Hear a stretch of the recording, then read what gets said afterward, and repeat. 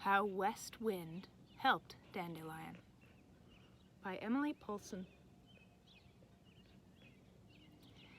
There was once a dandelion plant which grew in the grass just outside a garden fence. The leaves of the plant were thick and green, and its flower, held on rather a high stem, for it was a late blossom, was very full and round, and of the brightest yellow. The dandelion was usually as happy as a king, though not because of the golden crown, oh no. Nor is it the crown which makes the king happy, if that is what you are thinking. But the dandelion was happy in the beautiful world and in his loving friends, and happy in his work and his play. Who were his friends? Oh, the sunbeams that came sliding down from the great sun and kept little dandelion warm and made his green leaves greener and his yellow flower brighter whenever they came. And the raindrops, who tumbled their silvery selves down upon him as if in great fury sometimes, but only intending a frolic and not really hurting him. They brought him all the water he had to drink and bathe in, and Dandelion missed them very much if they stayed long away. The great winds were his friends too.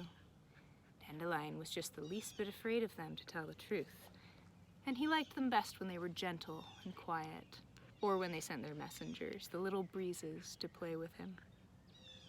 Dandelion had friends of another sort too, little creatures made of music, motion, and feathers. We call them birds. Insects too visited him.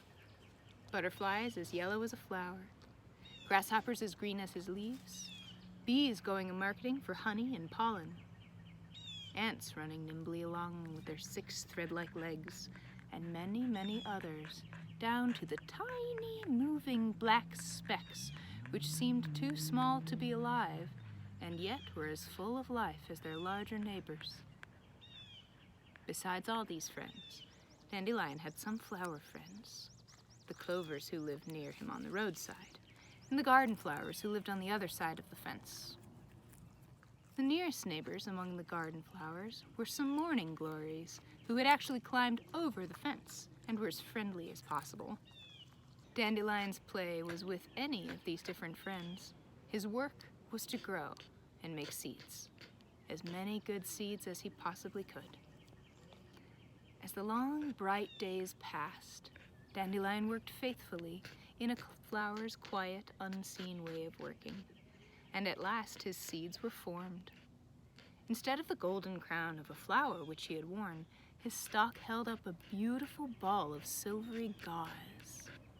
The tiny seeds were in this ball and would be ripe very soon. One day, Dandelion saw 2 children, Max and Nanny, walking about in the garden in a very businesslike way. When they came to the morning glory vine, he could hear what they were saying. "Where is the box for the morning glory seeds, Max?" called the little girl. "I see so many ripe ones."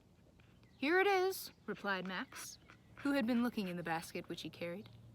"We must gather a great many, for you know we want to plant them along the fence next year, and we're going to send some for Cousin Fan, too."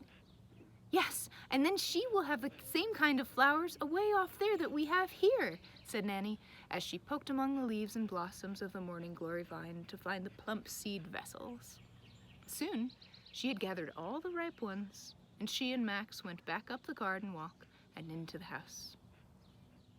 The dandelion plant pondered on what he had heard. Seeds? Why, dandelion plants had seeds as well as morning glory vines. Probably Max and Nanny would come for his seeds. They would be soon ready, in a few days, surely. A few days passed quickly. Every morning, Max and Nanny came out with their basket and little boxes and went to the garden plants, gathering the ripe seeds. But alas, for the hopes of the dandelion plant. They never looked at him or even thought of his seeds, although they loved dandelions as well as any other children. Poor Dandelion felt very much slighted. Why did Max and Nanny not want his seeds to plant next year or to send to Cousin Fan? Who would gather his seeds? He had tried so hard and worked so faithfully and arranged his seeds so beautifully. Was it all for nothing? Hark! Cheer up! Cheer up! sang a robin in the orchard, and a little whispering breeze rustled past him, breathing softly, "Wait, oh, wait. Ah, but what will become of my seeds? No one will gather them, and they will all be wasted." The breeze passed on, and then came a stronger puff of air. "West Wind is coming," thought Dandelion, trembling a little, and just then he heard her calling. "What ho there, Dandelion! Are you too warm? I will fan you. Are you too wet? I will help you shake the heavy drops from your leaves and flowers." "No," said the Dandelion. "My leaves are not laden with water, nor is my heart parched with heat, but my seeds, my precious seeds, are all to be wasted. No one will gather them." "Ho, ho!" laughed West Wind, noisily but kindly. "And what do you wish to have done with your seeds?" "I wish they could be planted next year," said Dandelion. "Some of them here, and some of them far away, just as will be done to the seeds of the garden plants." "Ho, ho, I!" laughed West Wind again, as noisily and kindly as before. "That is an easy matter to arrange. In fact, it is arranged. It is one of the things I was to attend to this very morning, if your seeds were ripe." "And have you brought a box with you?" asked Dandelion. "Not I," replied West Wind. "I manage differently from the children. I sow the seeds as I gather them, and I also cover them. Then they are all ready to wake up and grow in the early spring." "Oh, thank you, good West Wind," said Dandelion. "What a kind friend you are." "It is part of our work," said the West Wind. "My sister and brother Winds and I have a great deal of seed sowing to do in all the forests and fields over the whole earth. But I must not talk any longer. Now, ready? 1, 2, 3.